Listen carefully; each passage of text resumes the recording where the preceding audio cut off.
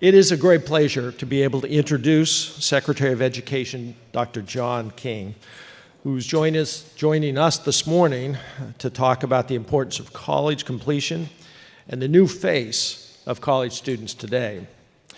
Secretary King, we're especially grateful for your presence here today at the Association of Public and Land-Grant Universities. You have here today the collection of among the most important universities in the United States that engage and graduate the largest number of students by far within the United States.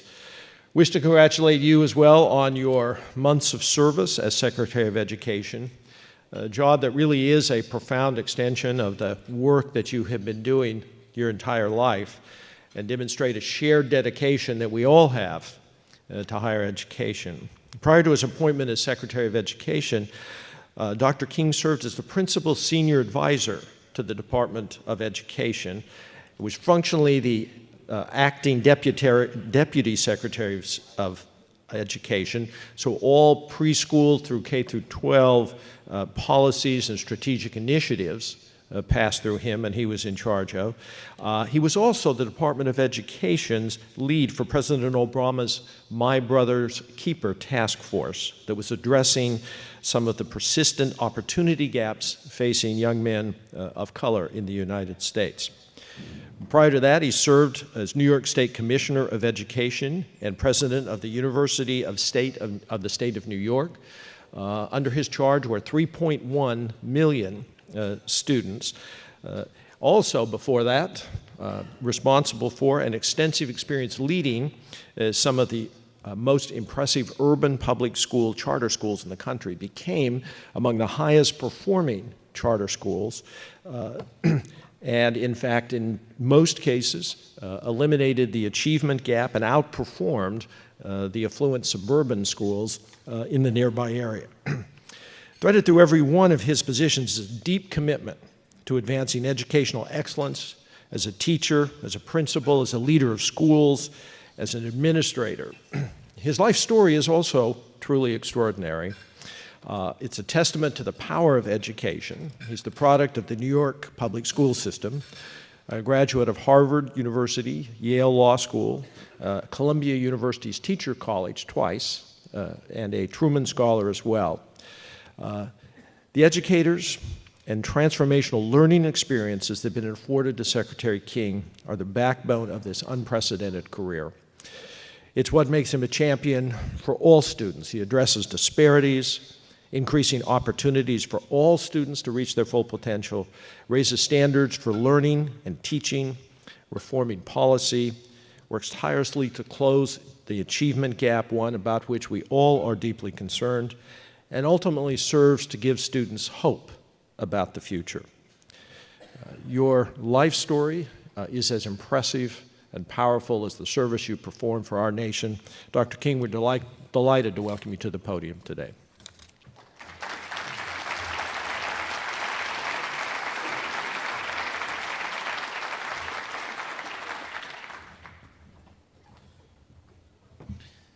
Good morning.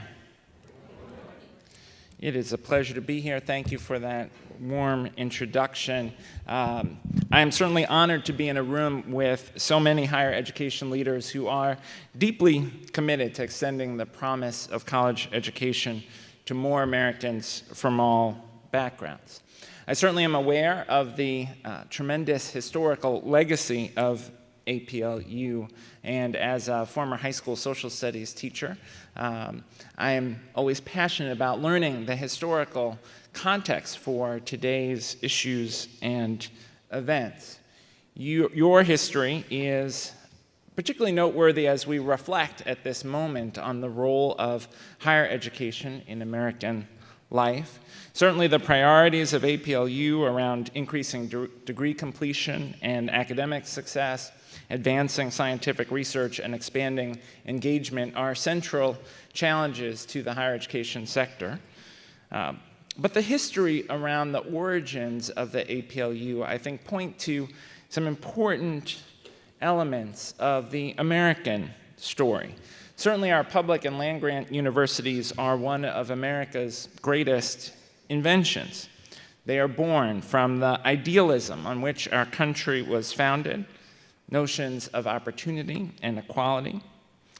Their history also reflects the pragmatism of the post-Civil War era as the nation confronted its challenging history and looked for ways to ensure that we would cultivate the skills and potential of all Americans. Certainly, the history of the Morrill Act reminds us of the central role of state initiative and the sometimes contentious history in American politics. It's worth remembering that the Morrill Land-Grant Act was first proposed by folks from Illinois, but they had a political strategy to make sure it was proposed by a congressman from the East, and so they chose Vermont Congressman Justin Morrill. A reminder that in this moment of contentious American politics, that politics have always been with us and will always be with us, are an inextricable element of our democracy.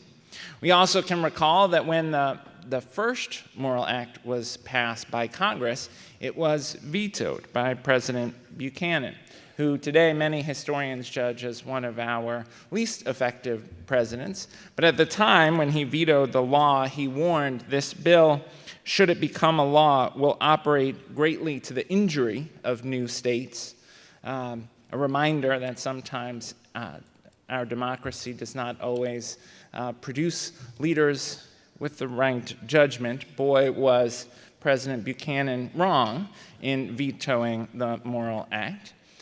Same time, Abraham Lincoln, elected shortly thereafter, signed the Morrill Act in 1862, and we now remember him as one of our great presidents, and there are so many great achievements of the Lincoln administration and Lincoln's leadership to recall, but certainly the Morrill Act reflects a vision for the long-term success of the country that is central to Lincoln's legacy.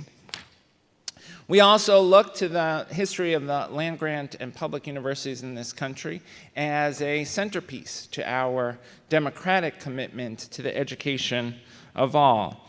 I think of the words of James Friedman, a former president of the University of Iowa, who wrote, "Rather than perpetuating an elite of gentlemen scholars, the Morrill Act called into being a wholly new kind of university, created without European precedents, hospitable to all comers, and designed to prepare Americans to be Americans." The sons of shopkeepers, of farmers, of tradesmen would all be trained as scholars and inventors and engineers and industrialists through the nation's investment in public universities. We also look to that history as a reminder of the role of innovation and the willingness to seize opportunity. The early land-grant institutions looked out at an educational system in the elementary and secondary years that was not as strong as one might hope. But Friedman tells us the founders of the land-grant institutes west of the Mississippi did not wait for a network of preparatory schools to develop. They did not deplore the miserable state of education on the frontier. They did not shrink from a task that seemed impossible.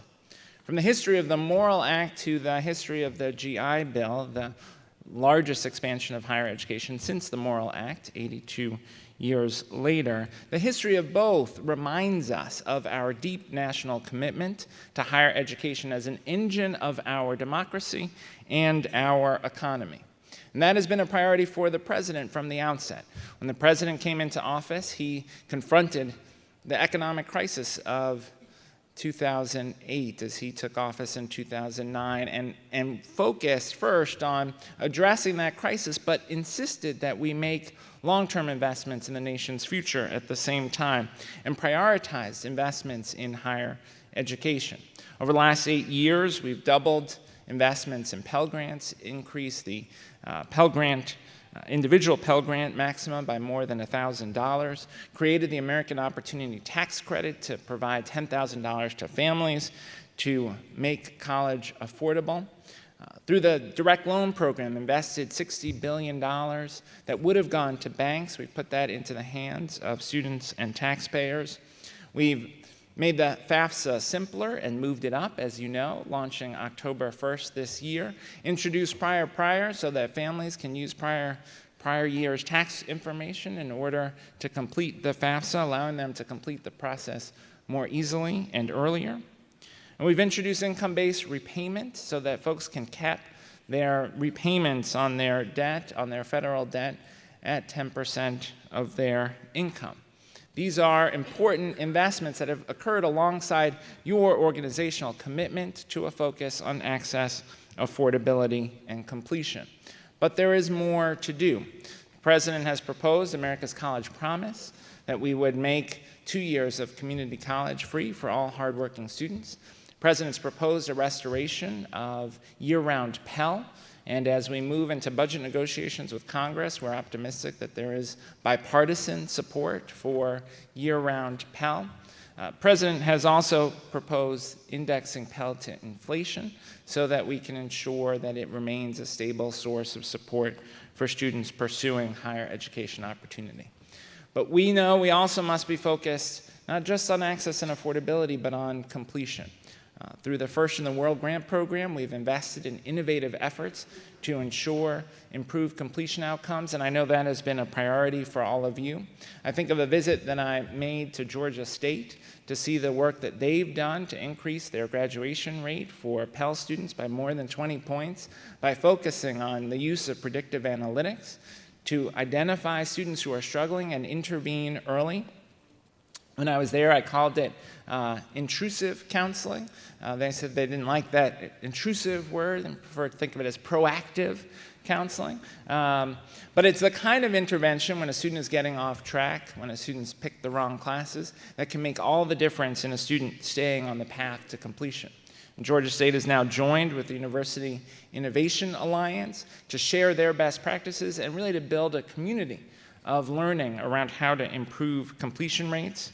Undersecretary Ted Mitchell was just at UC Riverside to see the work that they've been doing that's producing not only better completion rates overall, but addressing very directly the achievement gaps we see for our students of color and for our first-generation college students, focusing on improving educational outcomes for those student populations, and they have seen gains outperforming the national average for every one of their groups of students, students of color, first-generation students, Pell students. But there is more work to do. Appreciate the partnership that APLU has had with the department as we've focused on issues of accountability in higher education, ensuring that we are not just enrolling students at the outset, but ensuring they get to graduation. The work that we've done on the college scorecard, we think, supports that.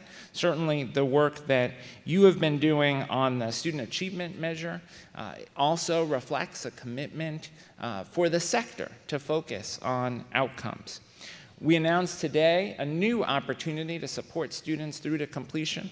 We are issuing a joint letter today with 5 other cabinet agencies, with Department of Agriculture and Health and Human Services, Housing and Urban Development, Labor, and Treasury, focused on making sure that students in higher education are better able to leverage other sources of public benefits to support their success to graduation. It is a package of guidance, regulatory changes, new initiatives, all designed to support our students who are most at risk, accessing the resources they need to stay on track to completion. And this builds on work that many of you are already doing. I think of the micro grants at Georgia State and at University of Akron to support students as they navigate challenges in their lives.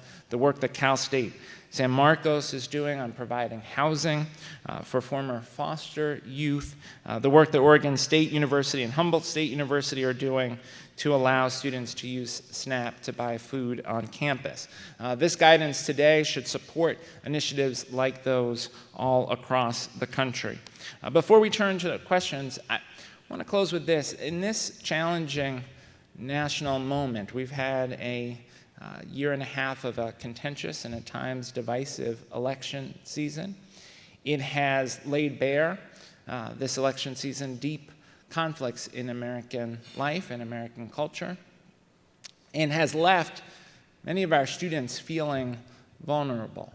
And I want to particularly urge all of us, and certainly we are focused on this at the department. We'll have a convening later this week focused on issues of racial harassment on campus.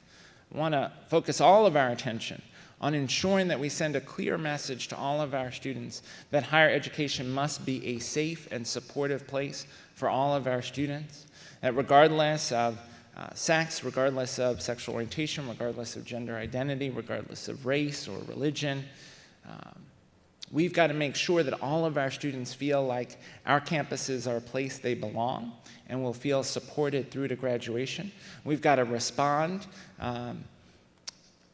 aggressively to incidents where that safety is violated, and we've got to set a tone on all of our campuses that we see diversity as an asset, and we've got to work to ensure that we strengthen our democracy by helping our students participate in civil discourse that is respectful of all.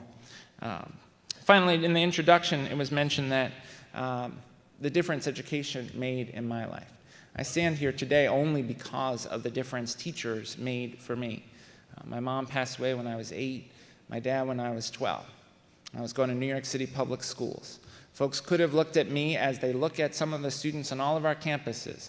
They could have said, here's an African-American, Latino, male student, family in crisis. What chance does he have? But I'm standing here today because educators instead, rather than giving up on me, chose to invest in me, chose to create school environments that were engaging and compelling and interesting and safe and supportive. And that is as true for our first-generation college students, our working moms who are coming back to school to try and improve their economic position. For all of our students, like me growing up in Brooklyn, what they need is not just our best academic opportunities, but environments that support and encourage and give them a sense of hope and possibility. And I'm deeply grateful to all of you for leading your campuses to be places of educational excellence and of hope for our students and for our country. Thank you so much.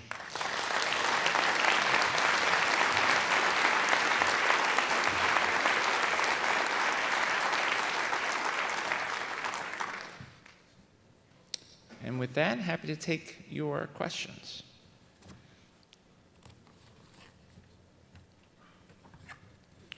Yeah, Ed Ray, Oregon State. Could you say something about what you would say to DREAM Act students about what to expect in the near term or longer term? Well, let's acknowledge that I think in the current political environment, it's hard to forecast. I can tell you what the values are that animate our approach, which is I have always believed, and I know the President believes, that the students who are here are our students, and our country is best served by investing in them and their future.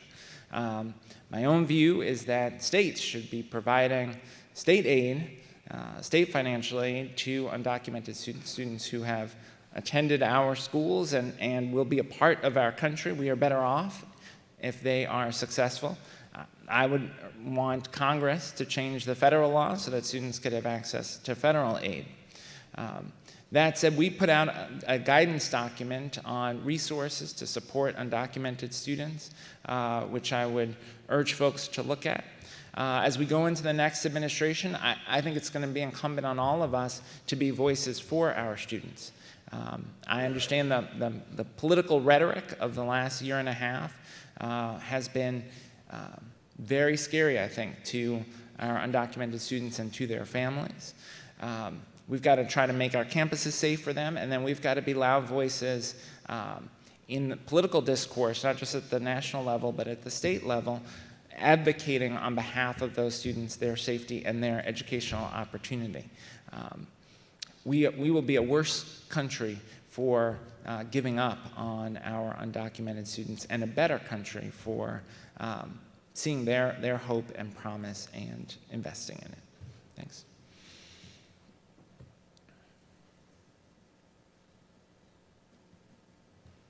It's a shy group this morning.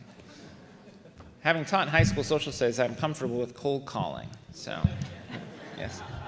Rebecca Karoff, University of Texas System. What do you think the chances are for some kind of congressional action on free community college? You reference it, but what do you think the chances are? Well, I'll say I'm more, in the short term, more optimistic about year-round Pell in terms of the agenda that we've put forward. Senator Alexander has been supportive of year-round Pell and leads the Senate Help Committee. There will be discussions about a budget agreement, or at least a continuing resolution over the next few weeks, and I think there's real possibility there. On the broader question of free community college, what we're seeing is states and cities leading on this. Since the president made the announcement of America's College Promise, more than 30 communities or states around the country have adopted free community college approaches. I was in Tennessee a few months ago, seeing the benefit of their Tennessee Promise initiative, where they've promised every hardworking student in Tennessee 2 years of community college for free. They are seeing an impact on students' aspirations, including more students applying to college, more students completing the FAFSA. So I do think we could see local initiative that drives us towards that future. I must acknowledge that given the election results, I don't see many congressional champions across the aisle on free community college. That said, as places like Tennessee demonstrate the effectiveness, or cities like Los Angeles that's launched a citywide College Promise effort, as we see the results of those College Promise efforts, perhaps evidence will help move the conversation.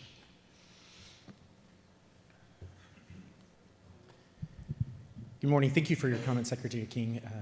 My name is Travis York. I'm with APLU, and I wondered if you could comment briefly on, given the new administration coming in, I know that this is somewhat hard to prognosticate, but I was wondering if you could comment on specifically within the areas of reform around campus sexual assault policy and legislation, and concerns with potentially changing the Department of Education, and if you might be able to comment on how we as institutions and institutional leaders can continue to support the efforts to maintain safe and environments on our campuses, especially around these important issues. Yes, very, very fair question. Certainly we've heard from members of Congress, Republican members of Congress, who continue to have the majority and now have the presidency. We have heard opposition over the years to our efforts around campus sexual assault.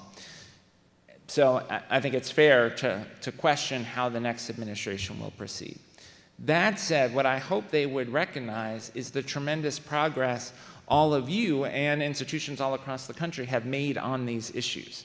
And again, this is a place where maybe the rhetoric of campaigns or the rhetoric of politics may differ from the realities of governing.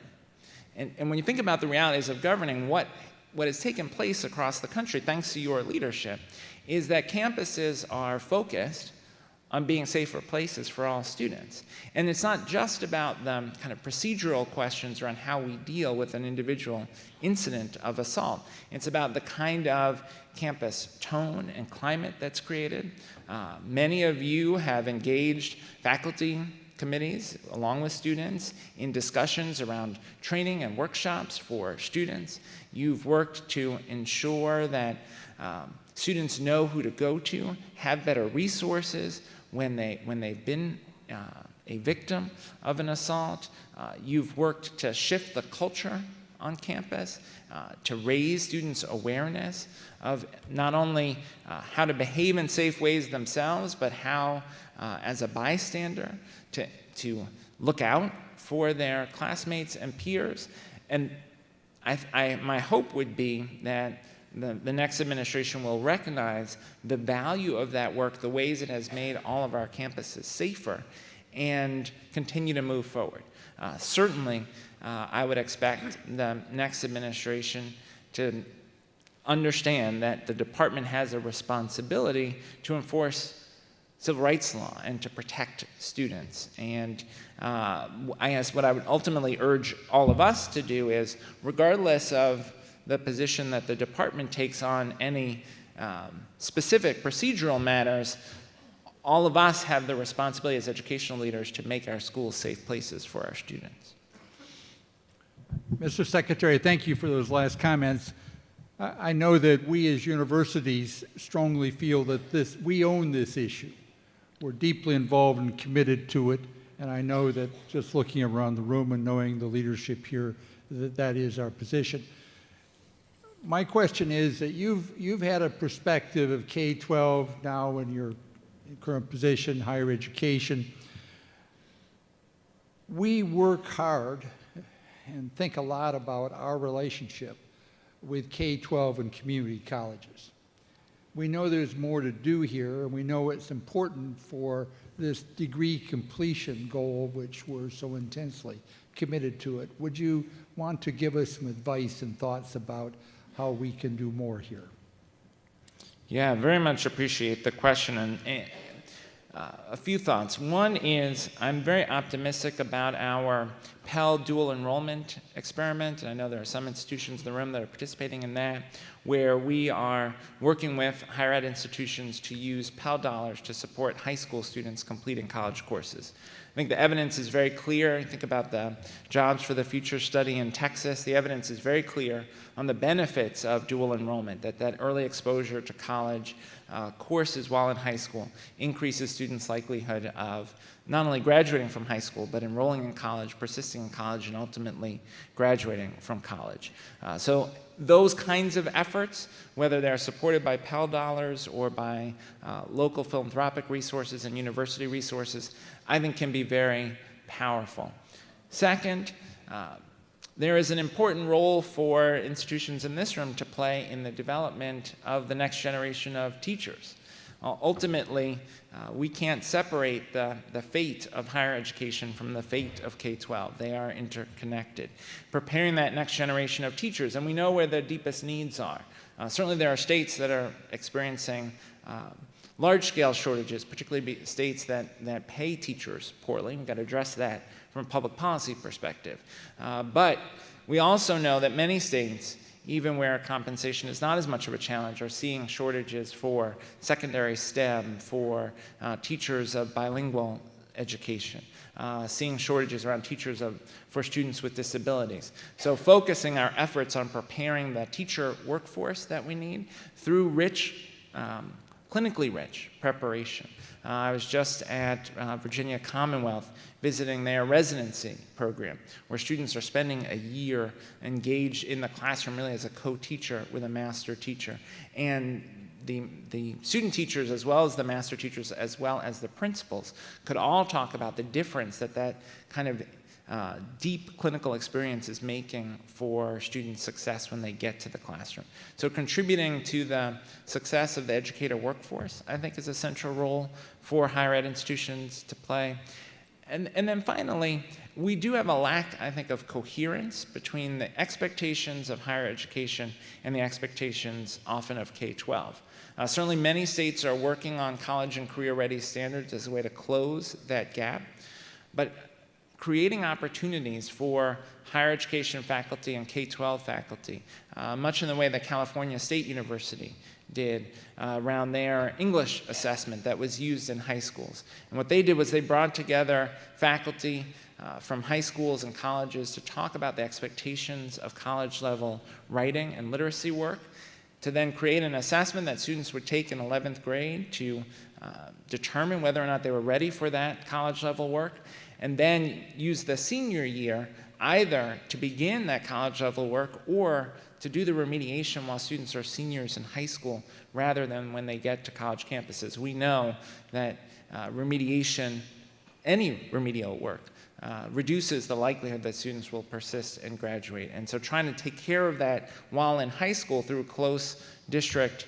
university collaboration can be quite powerful. Let me thank you again for the opportunity to join you and for your leadership. Our country is counting on you. Thanks so much.